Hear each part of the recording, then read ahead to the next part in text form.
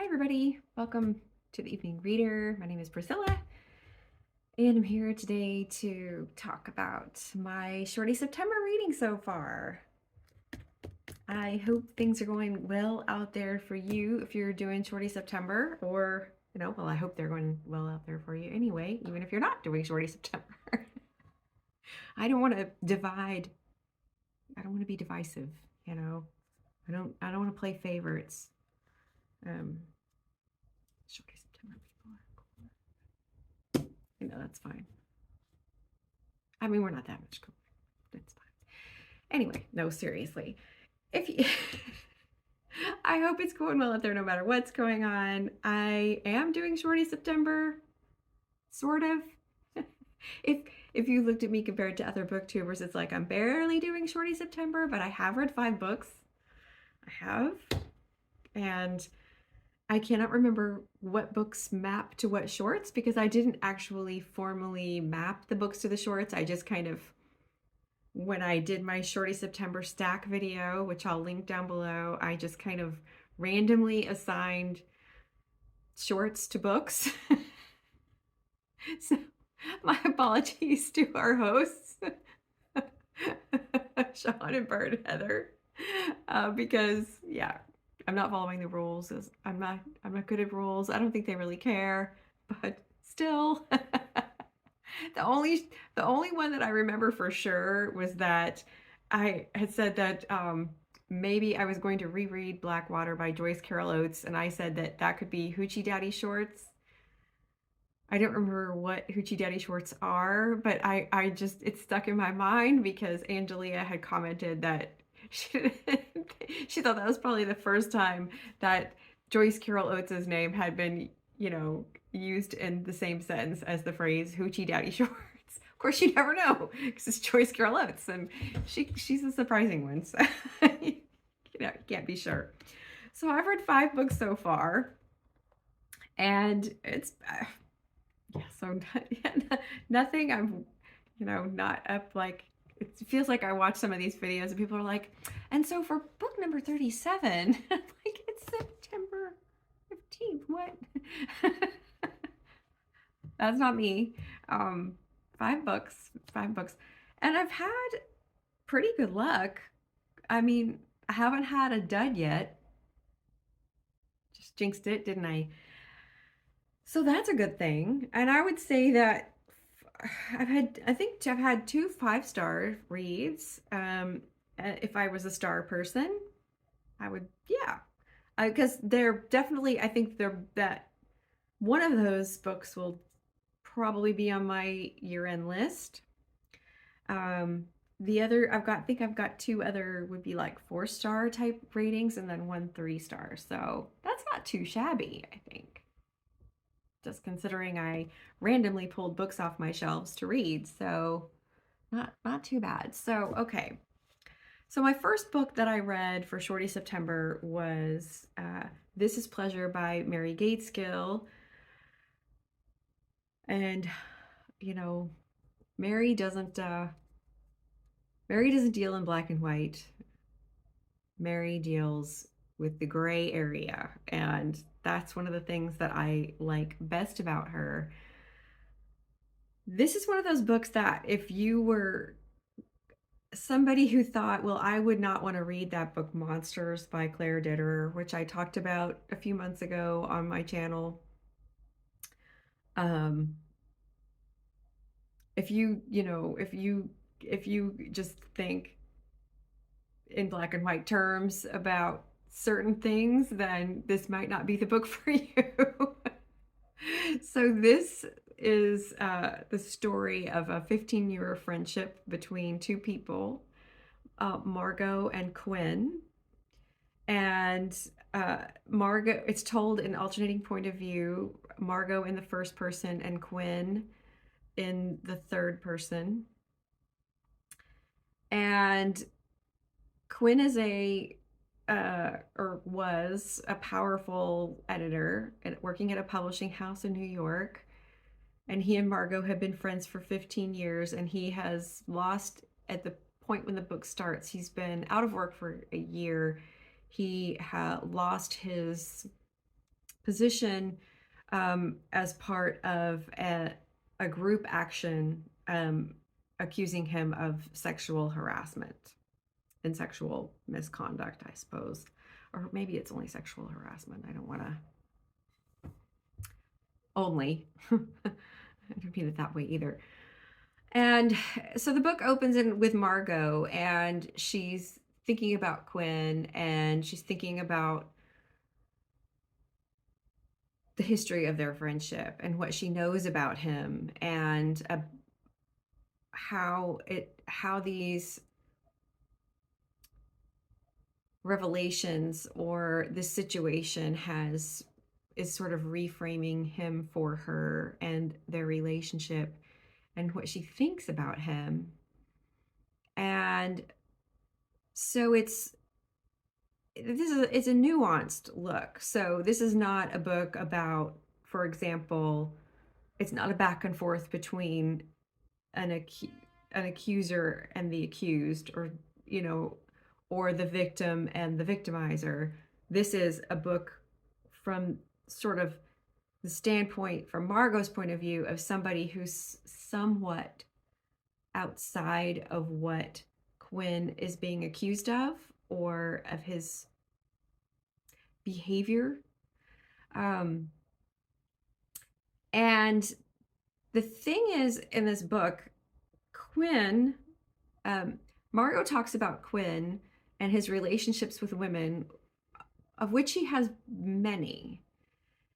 And the relationships are mostly mentoring, if you want to use that word. He gets involved in women's lives and gives them advice about their careers, about their love lives, about their grooming, about their personality. And he does seem to sort of have a predatory vibe in a way, in that he definitely seeks out specific types of women, and he sort of inserts himself in odd ways in their lives, or by asking them very intensely personal questions. And the surprising thing to Margot is how many of these women actually respond to some of these questions. Some of them are very intimate, and in fact, that's part of what the part of the title comes from, is a joke that Margot has with her husband about a very intimate question that Quinn asked a woman that he met randomly one day because she was crying in the park, and she responded very honestly to this very deeply intimate question. And Quinn told Margot about it, and then it became kind of a joke between Margot and her husband.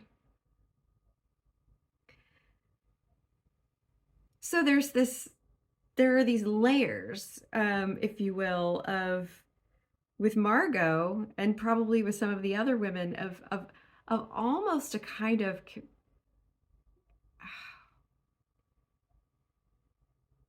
like, not like being an accomplice, but definitely being privy to information, intimate information, and about other people, and also maybe sort of feeling a little superior herself as a woman to some of these other women. Quinn's point of view, again, is from third person, and it's about him going back through his mind about these women who have accused him and what their relationships were like, and telling himself the story of these different friendships that he had, and that he refers to them as friendships. And he does not have sexual relationships with these women. The relationships are all platonic. I wouldn't say that some of them aren't maybe sort of romantic, or maybe even on some level, that there's an attraction, or maybe an erotic charge, but he's not having sexual relationships with these women. but he's having very intimate relationships with these women. And from his point of view, that's exactly what these are. These are intimate friendships. And he feels about some of these women almost desperate about them in a weird way, even though he's really the one with all the power. He does not see himself that way. And there's one particular woman where he says, I was afraid she would cut off our friendship, and I would do anything for her not to do that. Anything she asked me to do, I would do, as long as she did not cut off our friendship or end our relationship or cut me out of her life. So it's very complicated in terms of how he really thinks that he's helping these women. And some of these women, he is helping them. He is getting them better jobs, not himself, but like, say, coaching them and saying, go, go to that other company and try for that position. And you should be doing this. So he's not grooming them, and he's not their boss, and he's bringing them up, but so it's very complex. And Margot herself, that's how she got to know Quinn, was that he interviewed her for a job. She performed terribly at the job interview, but for some reason they formed a connection, and the next time she was sort of down and out and feeling not great, she ended up calling him, and he made her feel better, and this friendship started to grow. And it's really it's difficult. And there's even a point in the book where Margot meets one of the women who's named in the action against Quinn, and which is a group action. It's a group of women against a group of men at this particular publishing house. And one of the women says, if I had seen his name, I would never have signed it. I didn't know that he was named in the suit or in the group. Please tell him, I hope he's okay. Please tell him I never would have done that. And, Margot's she just doesn't know how to make sense of it. She doesn't know really. She knows that she understands what he's being accused of. And she knows that some of the things, the things the women says he does do. He's talked about it. He's never hidden it. But she also then knows him as her friend. But then she also knows that he's not fully all the time a great guy. It's just so complex. And in such a tiny, tiny little book. But that's Mary Gaitskill for you. So, I highly recommend it if you are, at all somebody who sees this as a complex issue, or maybe you yourself have had a friend who was in this position, and how to figure out problems like this as a human are something that's it can be very touchy. So I don't know. You can read it and see what you think, I guess. Next up, the second book I read was a book of short stories, and this was one of the books that I got from my neighbor in the weirdest book haul ever, and that is Edna O'Brien's A Scandalous Woman, and a very slim volume of short stories. This was published in 1975, so it's a rather older collection, and I imagine some of these stories are in her collected stories. So if you've read her collected stories, you may have seen some of these. This is my first O'Brien. I am interested in reading her because I know Sonia, an enthusiastic reader, and Sean, the book maniac, and Britta Bowler have all mentioned books by Edna O'Brien that I'm interested in and really like her writing. And I really did like her writing in this collection, although this would be my 3-star read. I think the title story was the best story, which is about a woman looking back on a friendship that she had a childhood friendship or, a teen friendship, and this friend that she just absolutely worshiped and would do anything for, and really, thought she hung the moon and wanted to be so special to her friend. And that really reminded me of books that were later, but like, for example, Who Will Run the Frog Hospital by Lori Moore. Just, you know, these intense friendships that women have in their teens, where, you just want that person to think that you are their best friend and the greatest person. And this narrator, and I do believe that the narrator's unnamed. I could be wrong, but I couldn't find here what her name was. I flipped back through. And the friend is Eiley. And Eiley ends up, of course, meeting a boy and getting involved with him and getting pregnant. And this is probably 1950s or early 1960s Ireland. So uh, doesn't really end well. She ends up marrying the boy, and the friend, the narrator, the first person narrator, is outside of this and sort of watching this happen and sort of seeing this person that she thinks is so remarkable and so wonderful. And she herself acted as sort of a guard or a guardian, so that Eiley could run off and meet this boy, and sort of acted as a sentinel to make sure that she could have these secret tourists with him, and was a part of it because it's all very exciting and romantic and clandestine. And then it turns out that Eiley is in trouble, and then has to it kind of drains her, I guess you could say. And the woman goes, sees her again uh, during her life, several other periods, and Eiley appears to have a breakdown, and she stays married to the man, and she has many more children.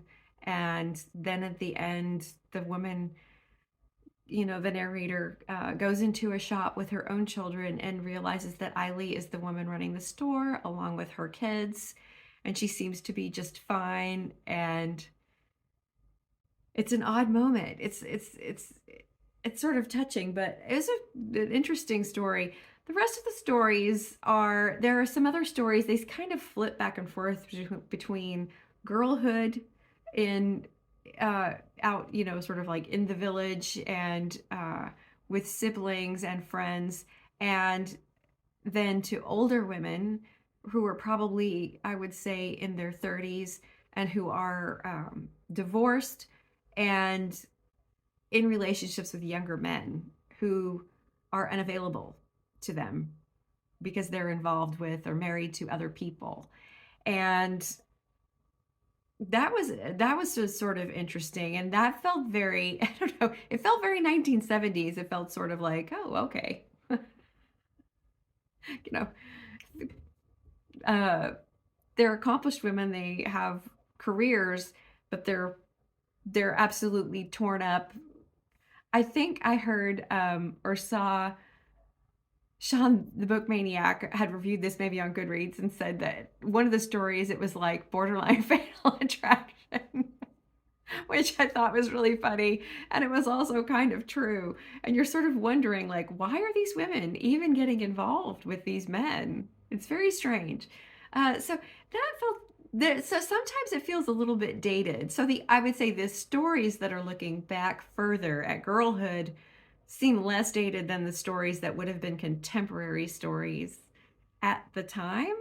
They probably were pretty risque, but now they seem very sort of tame. And but it's interesting to look at that because you know we have such a different view now. And if an older woman got involved with a younger man, I mean, yeah, if he was an unavailable guy and not treating her so well, we'd probably be like, what are you doing? But I don't know. I don't know. Yeah, I don't know. I gotta think about that one. But yeah, 3 stars. I liked her writing though, and I would like to read more by her. Well, this is getting to be a long one, and I've got more. I feel like I have so much to talk about. I think what I'm going to do is make this shorter, and I'm going to talk about two of the other books, but I'll give you a teaser now because they are Claire Keegan, Small Things Like These, and Foster. And I think maybe I'll just do a separate video on these because I think this one is the one that's probably going to end up on my year-end best of list because as you can see, I picked it up and started reading it again. You can see the bookmark there. Um, Cause cause why read it? I've only got like a huge stack of books to read, but I'm just gonna read this one again. But I read this and Foster last weekend and thoroughly enjoyed them. So I think I'll talk about them in a separate video and go on to the fifth book that I read, um, which was The Seventh Mansion by Maryse Meijer. And I'm not sure what to think of this book. I really did like it. I really did. Um, but it's not an easy book.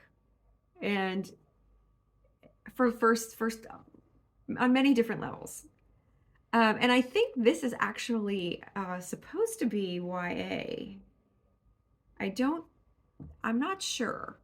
I don't remember where I saw that I thought this was supposed to be YA, but not that it couldn't be, but anyway. So this is the story of a boy. It's told in the close third person from his point of view, and I called him Shay originally, but it's Z, it's Xie, and I thought that he was Asian and that his name was Shay, but he is not. He's an American boy. His name is, and he is. I think his original name or his given name is Alex, I think, or Alan, and he changes his name to Z. And he's 15 years old and he lives with his father. He moved with his father from California when his parents got divorced to somewhere in the rural South. It seems like they're probably in Virginia, or maybe Virginia or Kentucky, or although it doesn't seem Appalachian, so it might be somewhere also in North Carolina. And and he moved there with his father because his parents divorced, and it seems that his parents divorced because of him, because they could not agree on how to raise him.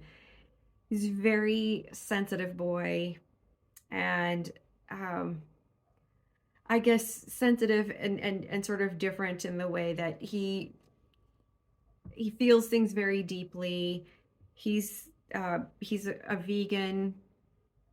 He's became a vegan when he was, a young 11, 12 years old. He worries about consumption. He doesn't like to be in cars. He doesn't want to fly. He's very worried about the environment. He's worried about the earth. He's worried about animals and mistreatment of animals. And so he's just a very sensitive soul. And he goes to this school. He has two friends. They call his friends Lenny and Joe. And Lenny and Joe are... Is it Lenny? Yeah. I don't know what for a second I was like, it's Lena. It's not Lenny. This voice in the back of my head. It is Lenny. Lenny and Joe are a couple. And a queer couple, women. And they call themselves FKK. Not sure. Nobody knows what it stands for. Z does not know what that stands for. But they sort of took him in and made them part of their little trio. He gets picked on a lot at school. And when the book opens, he's particularly getting picked on quite a bit because he was caught during the previous school year, or the end of the previous school year maybe, on a farm of a classmate's father who had a mink farm, and he and Joe and Lenny went and released all the mink on that farm, and Joe and Lenny got away and he got caught and he took all the blame, and so now he's getting picked on at school for having done that. And he doesn't really have any other friends other than Joe and Lenny, and he hates school. and he spends a lot of time out in the woods behind his house, um, just sort of being out there. And he finds a church out there in the woods, a small Catholic church. And in this church, he discovers a relic, and it is the body, or the skeleton, not the body, but it is the skeleton of a saint, Saint Pancratius. And he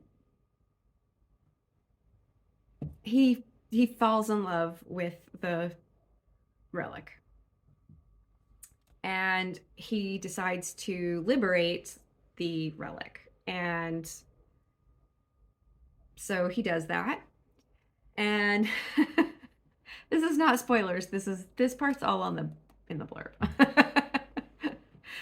And at the same time, so he's having difficulty in school, and he ends up leaving school and going to work with a tutor. And he meets this tutor, Karen, and they sort of form a bond. And it's a difficult book. It's a difficult book to talk about. The one thing about this book is the one thing that overwhelmed me in a way was being in Z's head, not in first person, but in third person, but still close third person, and hearing everything that he worries about, everything that he is worried about in terms of the world and the climate and the environment.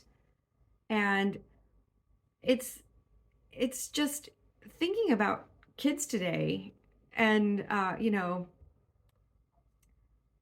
thinking about the world that they're inheriting. And poor Z is just, he doesn't know what to do. He and Joe and Lenny go and meet up with an activist group and become part of that group. And he does find some friends there, and he sort of feels some relief, but he is also a little judgy. He's almost, and this is where the book is just, it's just a difficult book to describe. He's almost religious in his,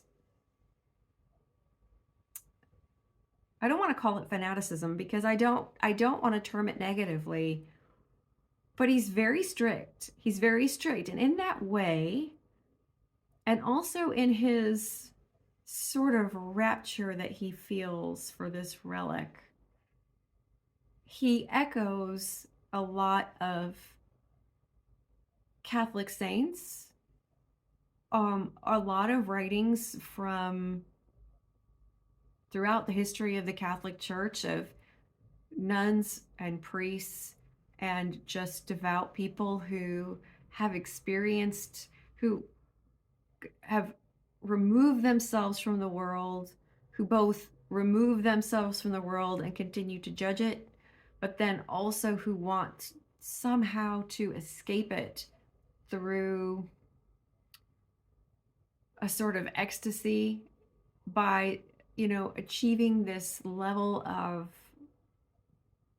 I don't know if I want to call it perfection, or purity would probably be the better word, that they escape their earthly bonds, if you will. And there's a lot of that in here, which is part of why it's called The Seventh Mansion, because I think he's reading a book called The Invisible Mansion. And I think it's Saint Teresa who wrote that. And and she refers to the body as there are different mansions, and going through these mansions, or it's faith. I'm messing this up. Anyway, it's an unusual book, and it's also at a sentence level. It's difficult to read and get used to, but once you get used to it, it makes perfect sense, and it actually starts to flow and really work in terms of helping you think of the way Z is thinking, because Meijer has she puts a lot of she uses a lot of pauses, she uses a lot of periods and fragments to echo the way Z is thinking, so that his thoughts sort of stop and start, or we feel his hesitancy, or then we feel when it's like flowing and he has that relief and release, but it takes a while to get into the rhythm of it. It's and it's not a book with a happy ending. I won't give things away. But it's not necessarily a bad ending either. This book just really asks the question, what are you going to do? What do you do? And what a lot of people say, you're taking half measures if you drive an electric car. You're taking half measures if you are just you're vegetarian or vegan, but you still wear leather, or you still use plastic utensils. Um, Z ends up, he tries to act and he ends up committing an act that has repercussions that he absolutely did not imagine for a second.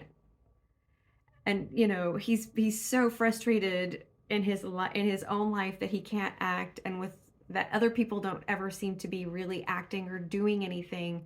And then when he decides to do something, the repercussions are just not at all what he expects. And yeah, it's a deep book. It's a deep book, and I don't think I'm probably doing it justice, just because it's so difficult to talk about. And the other thing that is sort of difficult to talk about, I'm not sure how to broach the subject, but I feel like I should, in case you do decide to pick this up, if it sounds interesting to you. And it is a good book. It is a good book. Um, he does have he is a how do I say this? He is sexually attracted to the skeleton, to the relic. He has feelings for it. He has relations with it. It's not presented in a I don't want to say it's not presented in a creepy way, because if that sounds creepy to you, then it's creepy. I'm not at all saying that it. I'm not going to say anything is usual or unusual, but it is here in the book, and it's part of a relationship that he has, that he needs to have to try to become the person that he's going to become, if this makes any sense. But I just feel like I'm not really one to give trigger warnings, but I want it to be, and I don't think it should be necessarily a trigger warning, but I just wanted to be clear that there is some of that aspect in this, but it is not the entire book, nor is it really the main focus or point of the story. It really is about Z figuring out how to live in a world that is in so much trouble, and how to be an actor in that world, who can affect some kind of change. So, yeah, The Seventh Mansion by Maryse Meijer. It's pretty good. Okay, so this is long. This is a long one. I apologize for the length. Let me know how your Shorty September is going so far, and I'll be back talking about Claire Keegan in a separate video, and then probably at the end of the month I'll have another wrap up for anything else that I read, shorty or not shorty. But I hope that you have a good weekend, and let me know what you've got going on. Let me know what you're reading, and I will look forward to hopefully seeing you again next week. And thank you if you watched all the way to the end. Let me know if you think you might pick any of these up. I appreciate you spending time with me. I appreciate you. and take care of yourself. And I'll see you soon. Bye.